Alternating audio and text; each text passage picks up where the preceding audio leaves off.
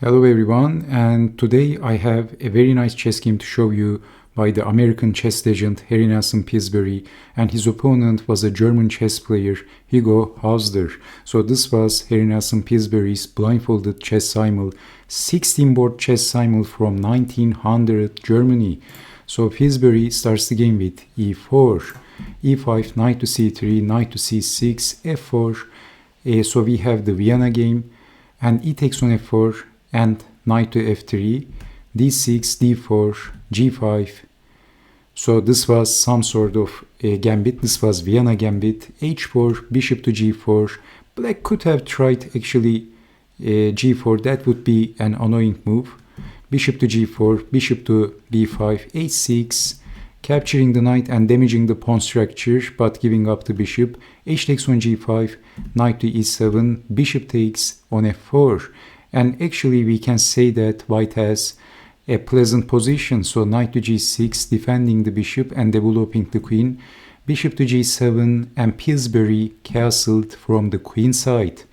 And already we can say that white is doing very well, even though Pillsbury was blindfolded against 16 chess players simultaneously.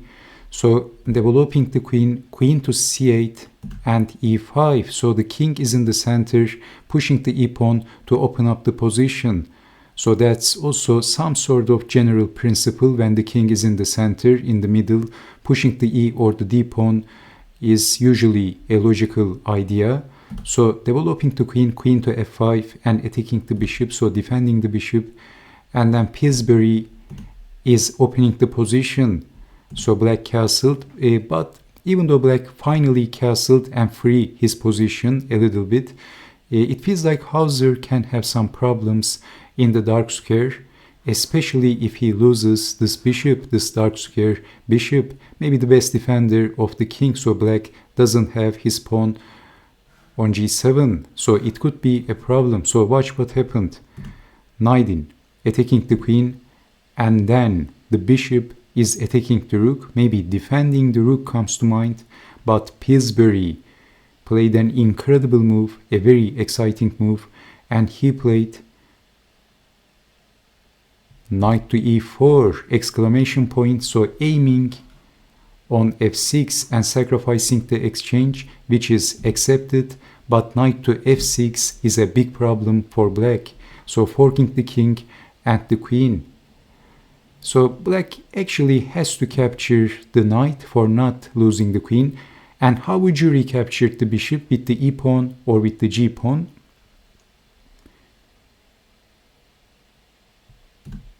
This was the correct way to capture. It was the correct way to capture back, as it opens up the queen, and now queen to h6 is a very, very serious threat. So this is opening the diagonal for the queen. So black has to address that. Queen to g4, maybe the only defense.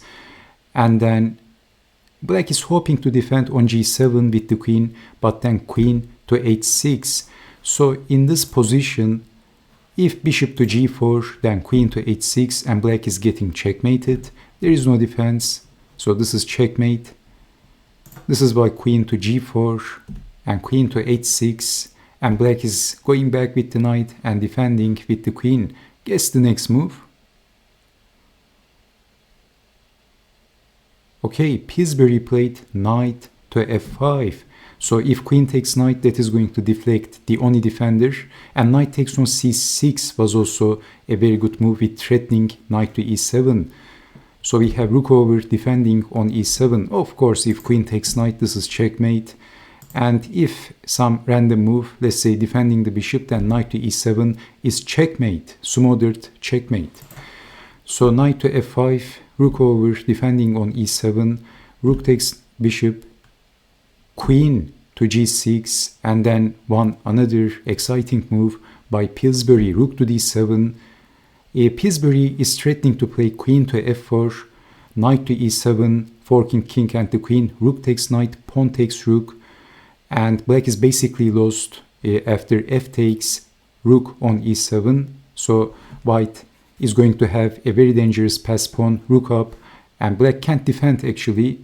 So black has lots of holes and weaknesses in that possible scenario. So Actually, white has the advantage in this position. So even though white lost the exchange, white has a better position. So queen takes on h6, knight takes dash check, king over, rook takes on c7, rook on the 7th is collecting the pawns, rook over, and a very, very crafty move, rook to d7 by Pillsbury, planning something. When he was blindfolded, he played a very accurate and then exceptionally smart move. So basically Pillsbury is planning something. So black, of course, naturally wants to exchange the rooks, but it is white to play and win. Can you guess the next move? What was Pillsbury was planning with playing rook over to d7? Let me give you a few seconds. Okay, so Pillsbury played, did you see the move? e6. So with this move, actually black can't do nothing about bishop to d6. This liberates the bishop and there is no defense. So the rook is blocking bishop to d6, and it is also not allowing, as you can see, rook takes rook, because then rook takes is going to be basically all over. So black has no logical defense after e6, and Haeusler resigned. What an incredible game by Pillsbury. So I'm going to show you some possible continuation examples. Black has no defense, so if rook takes on d7, takes, what else? And then bishop to d6 is checkmate. And if f takes, then bishop to d6, that's check, rook to e7, only legal move, rook takes rook, checkmate, rook is pinned. And after e6, let's say knight to g6, this time the knight had to defend on f7, rook takes, that's checkmate. This knight is also a very strong piece, blocking king's escape route. And finally, just for fun, if some random move, then bishop to d6, check, only legal move. And then bishop takes rook, king over, rook takes rook is also going to be mate. But this is faster. Black has no answer against bishop to d6 after pushing the pawn. Checkmate. Wow and wow once again. So okay, after e6 black resigned. So I hope you have enjoyed watching this chess game, and I hope to see you next time with more Pillsbury chess games in these days. Take care and bye bye.